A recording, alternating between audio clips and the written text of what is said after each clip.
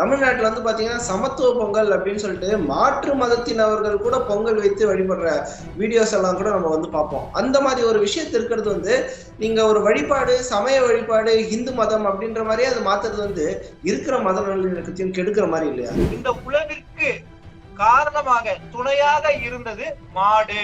அந்த மாட்டை வந்து வணங்கி நாம வந்து நன்றியை செலுத்துறோம். நான் மாடை வணங்க மாட்டேன், நான் வெட்டி சாப்பிடுவேன்னு சொன்னா அது அர்த்தமே இல்லை.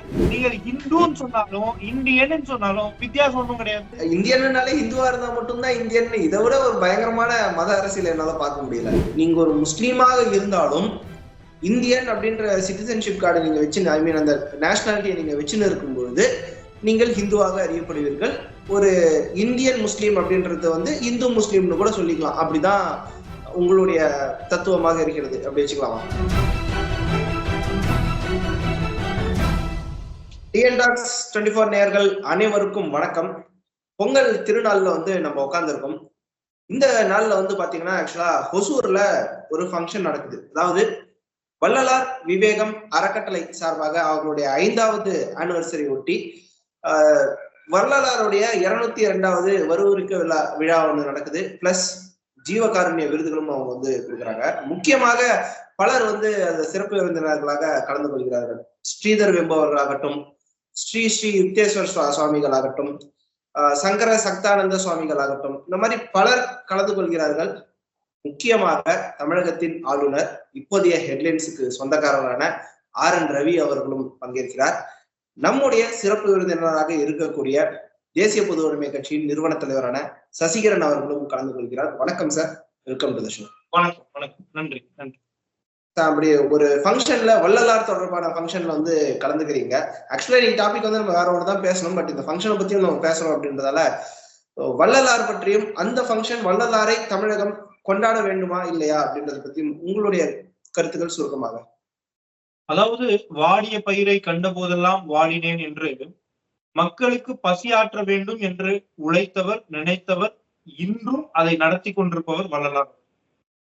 அது போன்ற ஒரு மனிதருடைய விழாவிற்கு நாம் பங்கு கொள்றேன் அப்படின்னு சொன்னால் அது பெருமிதமோட மிக மகிழ்ச்சியாகவும் பெருமையாகவும் இருக்கு. இது போன்ற கருத்துக்களை மக்களிடத்தில் கொண்டு போய் சேர்க்கணும் அப்படின்றது நம்மளுடைய கடமையும் கூட. அந்த வாய்ப்பு எனக்கு கிடைத்ததுக்கு எல்லாம் வல்ல இறைவனுக்கும் அந்த அறக்கட்டளைக்கும் எனக்கு நன்றி தெரிவிச்சு. ஓகே, அந்த ஃபங்க்ஷன்ல உங்களுடைய பேச்சு, உங்களுடைய ஸ்பீச் எப்படி இருக்கும் அப்படின்ற ஆர்வம் எங்களுக்கும் இருக்கிறது. அதை தவிர்த்து RN ரவி அவர்கள், ஆளுநர் அவர்கள் என்னென்ன மாதிரியான ஃபயர் பத்த வைக்க போறாரு அப்படின்றதும் இருக்கிறது. அடுத்த நாள் வீடியோக்கு வந்து எங்களுக்கும் டாபிக் கிடைச்சிரும் அப்படின்னு நம்புறோம். பட் இன்னைக்கு வந்து பொங்கல், நம்ம நேயர்கள் எல்லாருக்கும் பொங்கல் வாழ்த்துக்கள், உங்களுக்கும் பொங்கல் வாழ்த்துக்கள். எனக்கு என்ன டவுட்னா, பொங்கல் வாழ்த்துன்னு சொல்லணுமா, நியூ இயர் வாழ்த்துன்னு சொல்லணுமா, அது தமிழ் புத்தாண்டு வாழ்த்துன்னு சொல்லணுமா? தமிழ் புத்தாண்டுக்கு வந்து ஏப்ரல் 14. இல்ல, அது வந்து மாண்புமிகு ஸ்டாலின் அவர்களுடைய ஆட்சியில் விட்டிருக்கிற கெசட் நோட்டிபிகேஷன்ல ஏப்ரல் 14 அம்பேத்கர் ஜெயந்தி /தமிழ் நியூ இயர்னு கொடுத்துட்டாங்க, நோட்டிபிகேஷன் கொடுத்துட்டாங்க. ஆனா இன்னைக்கு காலையில இருந்தே நீங்க வந்து ஒரு சோசியல் மீடியா பக்கம் போயிருக்க முடியாது. நித்திரையில் இருக்கும் தமிழா அப்படின்ட்டு அந்த சித்திரையிலயும் வந்து போடுவாங்க, பொங்கல்லையும் வந்து போடுவாங்க. பாதி பேர் ஹாப்பி நியூ இயர்னு ஸ்டேட்டஸ் எல்லாம் வச்சுட்டாங்க. புத்தாண்டு நல்வாழ்த்துக்கள் அப்படின்ட்டு எனக்கே வந்து ஒரு 10-15 பேர் கிட்ட இருந்து மெசேஜ் வந்துருச்சு. நான் பதிலுக்கு புத்தாண்டு வாழ்த்துக்கள் அனுப்பணுமா வேணாமா, நீங்க சொல்லுங்க. புத்தாண்டு அப்படின்னா நமக்கு நினைச்ச அன்னைக்கு வச்சுக்கிறது கிடையாதுங்க புத்தாண்டு. இன்னைக்கு உங்களுக்கு சொல்றேன், கிளாக், நேச்சுரல் கிளாக் எதுங்க? சன்னு தான். ஆதி காலத்துல இருந்து சன்னை பேஸ் பண்ணி தான் நம்ம வைக்கிறோம். 2 தான். ஒன்று சூரியனை பார்க்கணும், இல்ல சந்திரனை பார்க்கணும். கரெக்ட். அப்ப சூரியனை மையமாக வைத்து நான் புத்தாண்டு கொண்டாடுறேன் அப்படின்னு சொன்னால் சித்திரை 1 அன்னைக்குதான் எனக்கு புத்தாண்டு. ஓகே. அவர் வந்து 12 ராசிகளை கடந்து மீண்டும் மேஷத்திற்கு வராரு, அதுதான் வந்து புத்தாண்டு. ஓகே. இதுவே சந்திரனை மையமாக வச்சு நான் புத்தாண்டு கொண்டாடுறேன்னா உகாதி எனக்கு புத்தாண்டு. நீங்க வந்து தமிழனுக்கு புத்தாண்டு வந்து இதுவா அதுவானா வந்து நீங்க உகாதிக்கும் போயிட்டீங்க, சித்திரைக்கும் போயிட்டீங்க. பட் தமிழராக நான் உணவுக்கான ஃபங்க்ஷன், அது பேசிக்கே உணவு தான், அது வந்து புத்தாண்டு இல்லைன்னா எப்படி? உழவர் திருநாள் வந்து பாத்தீங்கன்னா அறுவடை செஞ்சு அந்த அறுவடைக்கு காரணமாக இருக்கக்கூடிய 2 பேருக்கு நம்ம வந்து நம்மளுடைய பக்தியை வெளிப்படுத்துறோம், நம்மளுடைய நன்றியை வெளிப்படுத்துறோம். ஒன்று சூரிய பகவான், ரெண்டாவது வந்து பாத்தீங்கன்னா அதற்கு துணையாக இருக்கக்கூடிய மான். அதனாலதான் வந்து பொங்கல், மாட்டு பொங்கல் ரெண்டுமே முடிஞ்சதுக்கு அப்புறமா 3வது நாள் பாத்தீங்கன்னா குடும்பத்தோட வெளியில போய் குதூகலமா இருந்துட்டு வந்துட்டாங்க. அது காணும் பொங்கல். இன்னைக்கு சூரியனே இல்லைன்னு சொல்றவங்களும் சரி, மாட்டை நான் வணங்க மாட்டேன் அப்படின்னு சொல்றவங்களும் சரி, ஒருங்கிணைந்து பொங்கல் கொண்டாடலாம் அப்படின்னு சொல்லி சொல்றாங்க.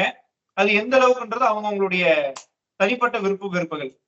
ஆனா பொங்கல் அப்படின்றது உழவர்கள் அன்னைக்கு விளைச்சல் வந்ததற்காக இன்னைக்கு உணவை உட்கொள்ளக்கூடிய நம்ம அனைவரும் கொண்டாடக்கூடிய ஒரு விஷயமா இருக்கு. ஏன்னா இன்னைக்கு வந்து உணவு விளைச்சல் ஏற்படுது அப்படின்றதுக்காக அதற்கு நன்றி செலுத்தும் விதமாக கொண்டாடப்படுவதுதான் பொங்கல். அன்னை பாரத தேசத்துல பாத்தீங்கன்னா எனக்கு தூக்கத்துல எழுந்த உடனே இந்த நாள் நல்லா இருக்கு அதனால இது ஒரு பண்டிகை அப்படின்லாம் எந்த விழாவும் கிடையாதுங்க. எல்லா விழாவிற்குமே சயின்டிபிக் எவிடன்ஸோட இருக்கு, காரண காரியங்களோட இருக்கு. அப்போ ஜனவரியில வரக்கூடிய பொங்கல் வந்து பாத்தீங்க அப்படின்னா ஆந்திரால கர்நாடகால மக்கர சங்கராந்தின்னு கொண்டாடுவோம். லஹோரின்வாங்க, பஞ்சாப்ல பைசாக்கின்னு கொண்டாடுறாங்க. அது ஆல் ஓவர் இந்தியா இருக்குது. உழவர்கள் வந்து விளைச்சல் வந்ததற்காக கொண்டாட தொடங்கிய, நன்றி செலுத்தும் விதமாக கொண்டாட தொடங்கிய ஒரு விழா. இன்னைக்கு அதே மாதிரி பாத்தீங்க அப்படின்னா மகர சங்கராந்தினா மகரத்திற்கு சூரியன் வராது, அதனால மகர சங்கராந்தின்னு கொண்டாடுறாங்க. இதற்கும் புத்தாண்டுக்கும் சம்பந்தமே இல்லைங்க. இல்லைங்க, நீங்க சொல்றது வந்து தமிழ்நாட்டுல வந்து பாத்தீங்கன்னா சமத்துவ பொங்கல் அப்படின்னு சொல்லிட்டு மாற்று மதத்தினவர்கள் கூட பொங்கல் வைத்து வழிபடுற வீடியோஸ் எல்லாம் கூட நம்ம வந்து பார்ப்போம். அந்த மாதிரி ஒரு விஷயத்து இருக்கிறது வந்து நீங்க ஒரு வழிபாடு, சமய வழிபாடு, இந்து மதம் அப்படின்ற மாதிரியே அது மாத்துறது வந்து இருக்கிற மத நல்லிணக்கத்தையும் கெடுக்கிற மாதிரி இல்லையா? அதாவதுங்க மத நல்லிணக்கத்தை நான் எதுவுமே என்னைக்கும் கெடுத்தது கிடையாதுங்க. நீங்க தெளிவா புரிஞ்சுக்கோங்க. சூரியனுக்கு நன்றி செலுத்தும் விதமாக கொண்டாடப்படுவதுதான் பொங்கல். அப்ப சூரியனுக்கு நன்றி தெரிவிக்கிறேன் அப்படின்னா சூரியன் தான் அந்த விளைச்சலுக்கு காரணம் என்பதை நான் ஏற்றுக்கொண்டேன்னு அர்த்தம். நீங்க ஏத்துக்கிட்டீங்களா தாராளமா வந்து கொண்டாடுங்க, சந்தோஷம். ஆனா கொண்டாடும் போது நான் சூரியனை வணங்க மாட்டேன் அப்படின்னு சொன்னால் அதுதான் பிரச்சனை. புரியுதுங்களா உங்களுக்கு? ரெண்டாவது நாள் இந்த உழவிற்கு காரணமாக துணையாக இருந்தது மாடு. அந்த மாட்டை வந்து வணங்கி நாம வந்து நன்றியை செலுத்துறோம். நான் மாடை வணங்க மாட்டேன், நான் வெட்டி சாப்பிடுவேன்னு சொன்னா அது அர்த்தமே இல்லை. அதைத்தான் நான் சொல்றேன். உணவு அப்படின்றது அவர்களுக்கான உரிமையாக இருக்கிறது. சோ மாட்டு சாப்பிட்டாலே நீ வந்து பொங்கல் கொண்டாட தகுதியற்றவன் அப்படின்னு சொல்றது வந்து கரெக்டா இருக்கும்னு நினைக்கிறீங்க? மாடை சாப்பிட்டுட்டு அதே மாடை கும்பிட்டுட்டு அதே மாடை சாப்பிடுறது வந்து எப்படின்னு நீங்க தான் சொல்லணும். நான் சரி தப்புன்னு சொல்லல, கூடலாம் கூடாதுன்னு சொல்லல. நீங்க மாடை இன்னைக்கு வணங்குறீங்க, வழிபடுறீங்க, அடுத்த நாள் வெட்டி சாப்பிடுறீங்கன்னா என்ன மனப்பாவம் அப்படின்னு எனக்கு தெரியல. அதான் கேட்கிறேன், கேள்வியா இருக்கு. சரி, பட் இன்னொரு விஷயம், நீங்க வந்து நிறைய விஷயம் வந்து புராணங்கள்ல குறிப்பிட்டது, பழைய நூல்ல வந்து குறிப்பிட்டது, அதெல்லாம் நீங்க வந்து மென்ஷன் பண்ணி பேசுறது கேட்கிறேன். முன்னோர்கள் முட்டாள் இல்ல தானேங்க? தை பிறந்தால் வழி பிறக்கும் அப்படின்ட்டு அவங்க சொல்றாங்க. ஸோ தை அப்படின்றதுக்கு வந்து ஒரு சிறப்பம்சம் இருக்கிறது. நம்ம என்ன நினைப்போம், ஒரு நியூ இயர் வருது, ஓகே இந்த வருஷத்துல இருந்து எல்லாமே மாறிடும் அப்படின்ற ஒரு நம்பிக்கையில தான் மனித சமுதாயமே இயங்குது. அதனாலதான் ஜனவரி 1 அப்படின்னு வரும்போது எல்லாரும் ஒரு ஃப்ரெஷ்ஷா வந்து ஸ்டார்ட் பண்ணலான்னு இருக்காங்க. அந்த மாதிரி தானே தை பிறந்தால் வழி பிறக்கும்னு வச்சிருந்தாங்கன்னா அது நியூ இயராக கொண்டாடியதால் தானே அந்த ஒரு ஃப்ரேஸே வந்து இருக்கும். தை பிறந்தால் வழி பிறக்கும். ஏன்னா தை பிறந்தால்தான் அறுவடை செய்ய முடியும், விளைச்சல் வரும், உணவு வரும். அப்ப உணவை மையமாக கொண்டுதான் அன்னை பாரதத்தில் இருக்கக்கூடிய 60-70% மக்கள் இருந்தாங்க. அப்ப அந்த உணவு உற்பத்தி ஆகும்போது அதை விற்றுத்தான் அவர்களுடைய வாழ்க்கை தொடங்க முடியும். அப்ப தை பிறந்தால்தான் வழி பிறக்குது, வாழ்வாதாரம் பிறப்பதற்குண்டான வழி அப்பதான் பிறக்குது அப்படின்றதுக்காக தை பிறந்தால் வழி பிறக்கும் சொன்னாங்க. ஒண்ணுங்க. ஜனவரி 1 சொன்னீங்க. ஜனவரி 1க்கும் டிசம்பர் 31க்கும் என்ன வித்தியாசம் கேலண்டர் தவிர சொல்லுங்க. வித்தியாசம் இல்ல, ஒரு சைக்காலஜிக்கலா நம்ம வந்து ஒரு ஃப்ரெஷ்ஷா ஒன்னு ஸ்டார்ட் பண்ணலாம் அப்படின்ற ஒரு மைண்ட் செட் வரும்ல. 10 கோடி பேர் சேர்ந்து ஜனவரி 25ஆம் தேதி வந்து பாத்தீங்க அப்படின்னா ஜனவரி 23 வச்சுப்போம், தலைவருடைய பர்த்டே, நேதாஜி சுபாஷ் சந்திர போஸ் அவர்களுடைய பர்த்டே. அன்னைக்குதான் வந்து நியூ இயர் அப்படின்னு சொன்னா ஒத்துப்பீங்களா? அது ஒத்துக்க முடியும். எனக்கு கூட ஜனவரி 6 பிறந்த நாள்னு 6ஆம் தேதி கொண்டாடலான்னு எனக்கும் ஆசையா தான் இருக்கும். அதெல்லாம் பண்ண முடியாதுல்ல.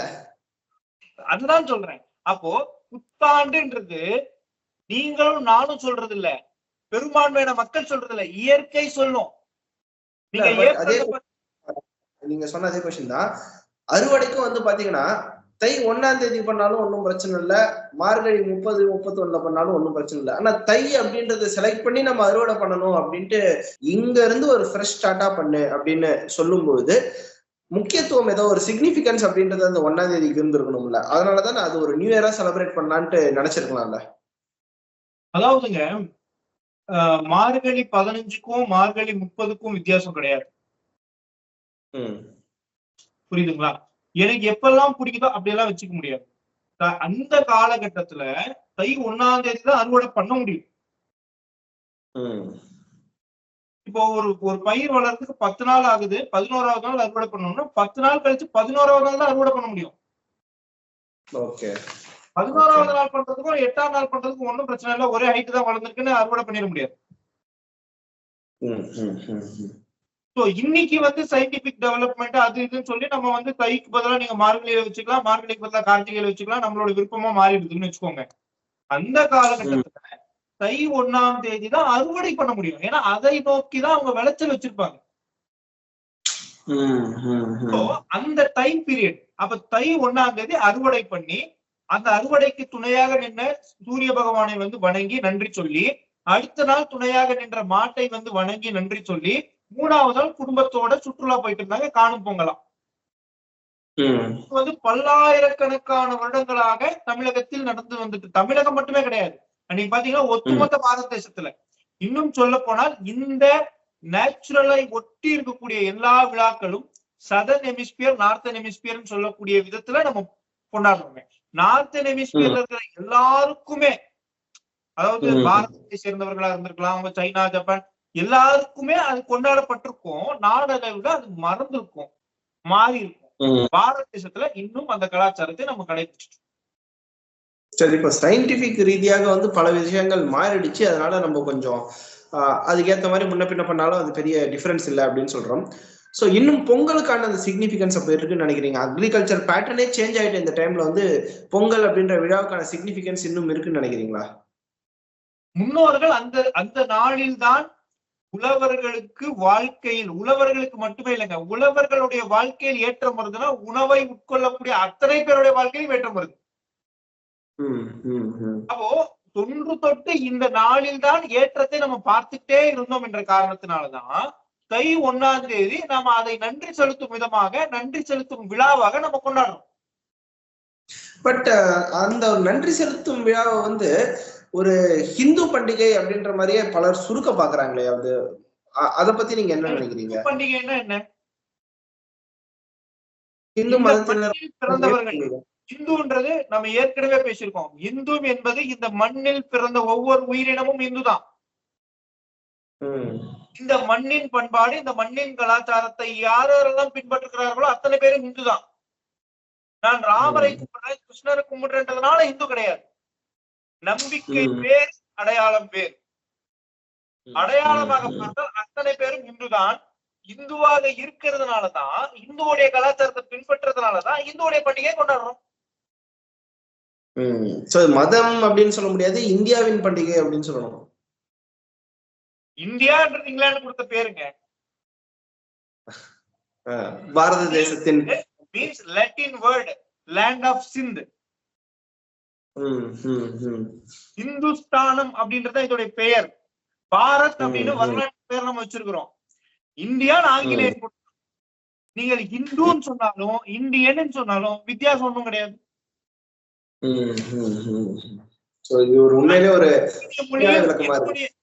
புரியலங்க, ரொம்ப புதுமையான விளக்கம் இருக்குது.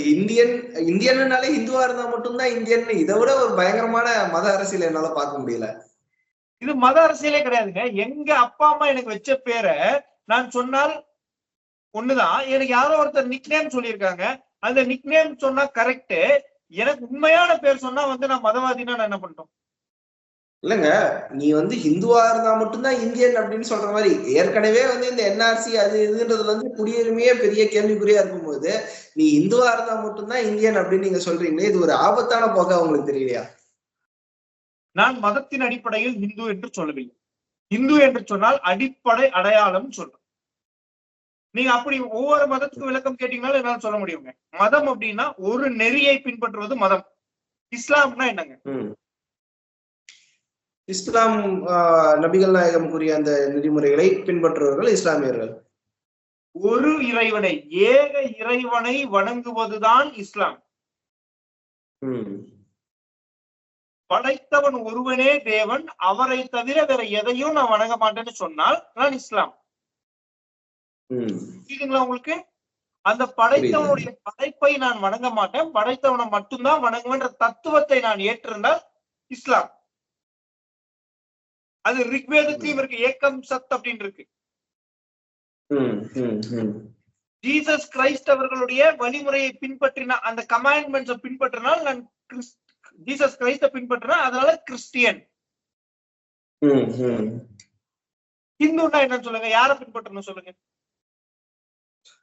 இங்க வந்து நம்மளுடைய கான்ஸ்டிடியூஷன்ல வந்து பாத்தீங்கன்னா இஸ்லாமாக இல்லாதவர்கள், கிறிஸ்தவராக இல்லாதவர்கள், இவர்களாக இல்லாதவர்கள், அவர்களாக இல்லாதவர்கள் எல்லாம் இந்து அப்படின்ட்டு தான் வரைமுறைப்படுத்தி இருக்கிறாங்க. ஏன்னா சைவமாகட்டும், வைணவமாகட்டும், சமணமாகட்டும், பௌத்தமாகட்டும், சீக்கியமாகட்டும் இந்த மண்ணில் பிறந்த சமயங்கள். இந்த மண்ணில் பிறந்த சமயங்கள், அதனால இந்த மண்ணோடவே சேர்த்திட்டாங்க. இஸ்லாமோ கிறிஸ்துவமோ யூதமோ இந்த மண்ணில் பிறந்த சமயங்கள் இல்ல, அதனால அது இந்துவா சேர்க்கல. நான் என்ன சொல்றேன், அந்த சமயங்கள் இந்த மண்ணில பிறக்கல, ஆனா அந்த மனிதர்கள் இந்த மண்ணில் தானே பிறந்திருக்காங்க. இல்ல, அதுதான் உங்களுடைய பதில் வந்து நான் இப்படி புரிஞ்சுக்க நினைக்கிறேன். நீங்க ஒரு முஸ்லீமாக இருந்தாலும் இந்தியன் அப்படின்ற சிட்டிசன்ஷிப் கார்டு நீங்க வச்சு, ஐ மீன் அந்த நேஷனாலிட்டியை நீங்க வச்சுன்னு இருக்கும்போது நீங்கள் ஹிந்துவாக அறியப்படுவீர்கள். ஒரு இந்தியன் முஸ்லீம் அப்படின்றது வந்து இந்து முஸ்லீம்னு கூட சொல்லிக்கலாம். அப்படிதான் உங்களுடைய தத்துவமாக இருக்கிறது, அப்படி வச்சுக்கலாமா? அல்லாவை வணங்கக்கூடிய இந்து, ஜீசஸை வணங்கக்கூடிய இந்து. வணங்குதல், வழிபடுதல், நம்பிக்கை என்பது தனி மனிதனை சார்ந்தது. அடையாளம் என்பது யாரை சார்ந்ததும் அல்ல. பிறந்த உடனே சார் நான் மனுஷன் இல்லைன்னு நான் நினைக்கிறேன் சார், அதனால நான் மனுஷன் இல்லையா? புரியுதுங்களா? நான் மனிதன் என்பது என்னோட அடையாளம். அது நான் இல்லைன்னு சொன்னாலும் நான் மனுஷன் தான், ஆமான்னு சொன்னாலும் நான் மனுஷன் தான். உங்களுக்கு வந்து நீங்க எந்த மதத்தில் பெருமானாலும் பின்பற்றுங்கள், ஆனால் அடிப்படையாக நீங்கள் இந்தியாவில் பிறக்கும் போது ஒரு ஹிந்து பிளஸ் இன்னொரு இறை நம்பிக்கை கொண்டவர் அப்படின்ற மாதிரி நீங்க சொல்ல வரீங்க. இன்னொரு சமய நம்பிக்கை உங்களுக்கு இருக்கு, இன்னொரு சமயத்தின் மேல உங்களுக்கு ஈர்ப்பு இருக்கு. அதனால உங்களோட அடையாளத்தை துறக்கணும்ன்ற அவசியம் இல்ல, துறக்கவும் முடியாதுன்னு சொல்றேன். ஓகே, பை டிஃபால்ட் நீங்க இந்தியன் தான். பை டிஃபால்ட் நீங்க இந்து தான். சரி, உங்களுடைய கருத்து ஆக்சுவலா கொஞ்சம் வித்தியாசமானதாக இருந்தது. நானும் அதை வந்து மதவாத அரசியலோ அப்படின்ற கண்ணோட்டத்தோட தான் அணுக தொடங்கினேன். பட் உங்களுடைய கண்ணோட்டம் அப்படின்றதே வந்து ஒரு வித்தியாசமாக இருக்கிறது. பலருக்கு புரியலாம், பலருக்கு புரியாமல் போகலாம், சர்ச்சையாகவும் மாறலாம். இது எப்படிப்பட்ட கருத்தாக எடுத்துக்கொள்ள வேண்டும், இது சரியானதா தவறானதா அப்படின்ற முடிவை வந்து மக்கள்கிட்டயே வந்து நம்ம கொடுப்போம். Coming back to original question. சரி, சித்திரை தான் புத்தாண்டு அப்படின்றதுக்கெல்லாம் நீங்க தை வந்து புத்தாண்டு கிடையாது அப்படின்றது வந்து ஆணித்தரமாக சொல்றீங்க. சித்திரை தான் ஏன் புத்தாண்டு? அதே மாதிரிதான் ஒரு ரேண்டமா சித்திரை அப்படின்றது கொண்டாடிட்டாங்க. ஏன் மாசி ஒன்னை வந்து ஏன் கொண்டாட மாட்டேங்கிறாங்க? இல்ல பங்குனி ஒன்னை வந்து ஏன் கொண்டாடுறாங்க? சித்திரை அப்படின்றதுதான் புத்தாண்டுன்றதுக்காக ஆணித்தரமான சான்று ஏதாவது இருக்குதா? அதாவதுங்க, சூரிய பகவான் வந்து 12 ராசிகள், அதுதான் 12 மாசம். புரியுதுங்களா? 12 மாசம் இந்த நாலு இதெல்லாம் வந்து ஏதோ ஒண்ணு உட்காந்து கம்ப்யூட்டரை பார்த்து டைப் படிக்கல நம்ம ஆளுங்க. வானத்தில் இருக்கக்கூடிய கிரக நிலைகளை பார்த்து, அங்க இருக்கக்கூடிய ராசிகளை பார்த்து, சூரிய பகவானை மையமாக வைத்து அவரை தான் நம்ம பார்க்க முடியும். சூரிய பகவானை மையமாக வைத்து சூரியன் ஒவ்வொரு ராசிக்கு போகும்போது ஒவ்வொரு மாசம் மாறுது. முதல் ராசி வந்து மேஷ ராசி. இதை பார்த்து யாரும் நம்மள ஜோசியக்காரன் நினைச்சுட்டு போறாங்க. இது ஜோசியம் கிடையாது, இது வந்து உண்மை. ராசி போகுதுன்றாங்க. நம்பர் 1ன்றது சித்திரையில இருந்து ஆரம்பிக்கணும். பங்குனிய நம்பர் 1 வச்சிருக்கலாமே. அதுதாங்க சொல்றேன். மேஷத்திற்கு சூரியன் போறது சித்திரை 1. அந்த சித்திரை 1 பாத்தீங்க அப்படின்னா இயற்கையிலேயே பாத்தீங்க அப்படின்னா இலைகள் உதிரும். புரியுதுங்களா? சூழல் மாறும், கிளைமேட்டிக் கண்டிஷன் சேஞ்ச் ஆகுது. எல்லா விதத்திலையும் அந்த இயற்கையே உங்களுக்கு காட்டுது. இது புது வருடம் அப்படின்னு சொல்லி. ஏங்க ஒரு பூ பூக்குதுனாதான் புது வருடம் சொல்லலாம். இலை உதிர்றத கூட புது வருடம்னு நம்ம முன்னோர்கள் வச்சிருப்பாங்க. உயிர் தொடங்குதுன்னு அர்த்தம். உயிர் ஒரு மாற்றம் முதல் புதுசு தானே. ஸ்கிராச்ல இருந்து ஆரம்பிக்கிறதுக்கான வருடமா எல்லாமே உதிர்ந்து ஸ்கிராச்ல இருந்து ஆரம்பிக்குதுன்ட்டு. ஆமா, நீங்க வந்து பாத்தீங்கன்னா டிசம்பர் 31க்கும் ஜனவரி 1க்கும் வித்தியாசமே கிடையாது. இது ரோம்ல வந்து கொண்டாட ஆரம்பிச்சாங்க. அது அப்படியே அவர்கள் வந்து ஆக்கிரமிச்சதுனால ஒவ்வொருத்தரும் கொண்டாடுறோம். இது இங்கிலாந்து கூட கிடையாது, ரோம். இதே வந்து ஒரு இஸ்லாமியர்களை நீங்க எடுத்துக்கிட்டீங்கன்னா அவங்க மொஹரம் கொண்டாடுவாங்க. மண்ணை சார்ந்து அந்த நியூ இயர் வருது. ஆனால் அந்தந்த நாட்டில் இருப்பவர்கள் அந்தந்த நாட்டிற்கு புது வருடம் எப்படி கணக்கிடுறாங்கன்னா சூரியனை சந்திரனை பார்த்துதான். நீங்க பாரதத்துல இருக்கீங்க, அப்ப பாரதத்துல இருந்து சூரியனை பார்க்கும்போது எது புது வருடமோ அதுதான் பாரதத்துக்கு புது வருடம். எனக்கு பிடிக்கலன்றதுக்காக இயற்கையை மாற்ற முடியாதுங்க யாராலும். சோ அந்த அடிப்படையில அவங்க சித்திரை வந்து எடுத்திருக்காங்க. ஒரு நிறைய விளக்கம் வந்து கொடுத்தீங்க. ஆக்சுவலா வந்து சொல்ல போனா எனக்கே வந்து டூ மச் டு ப்ராசஸ் அப்படின்னு தான் இருக்கு. ஏன்னா இந்தியாவில் இருக்கக்கூடிய ஒரு முஸ்லீம் கூட ஒரு ஹிந்து தான் அப்படின்ற மாதிரி ஒரு தியரி நீங்க கொண்டு வந்ததே அது எனக்கு ப்ராசஸிங் அதிகமா இருக்கு. அகைன் மக்கள் கிட்ட அதை நான் விட விரும்புகிறேன். அண்ட் இந்த விளக்கங்களும் சித்திரை ஒன்றானா போதும், தை ஒன்றானால் போதும், ஒரு பண்டிகையை அவங்க வந்து நிம்மதியா கொண்டாட விட மாட்டாங்க. இது பண்டிகை இல்லைன்ட்டு ஒரு குரூப், இன்னைக்கு நீ பண்டிகை கொண்டாடக்கூடாது இன்னொரு நாள் தான் கொண்டாடணும் அப்படின்ற ஒரு குரூப். அண்ட் இதே வீடியோ அநேகமா நம்ம சித்திரை ஒண்ணுக்கும் பண்ண வேண்டி வரும்னு நினைக்கிறேன். ஏன்னா இது போடுறதால மட்டும் மாற்றம் வந்துட போதா அப்படின்னு தெரியல. இதை வந்து ஒரு பிரெயின் வாஷிங்காகவே டார்கெட்டட் இதுவா பண்ணணும் அப்படின்றதுக்காகவே சில பேர் இருக்கும்போது நாமும் மீண்டும் மீண்டும் இந்த உண்மைகளை மீண்டும் மீண்டும் சொல்ல வேண்டிய அவசியம் இருக்கு. மீண்டும் இதே சித்திரை ஒண்ணுக்கும் இதே வீடியோ வந்து புதிதாக நாம் பண்ண வேண்டிய நிர்பந்தம் ஏற்பட்டாலும் நீங்க சொன்னதுனால கோயபல்ஸ் நீங்க கேள்விப்பட்டிருப்பீங்க, ஹிட்லருடைய ஃப்ரெண்டு. அவர் ஒரு விஷயத்த சொல்லியிருப்பாரு, ஒரு பொய்ய 100 வாட்டி சொல்லுங்க உண்மையா கருதப்படும் சொல்ற. நம்ம என்ன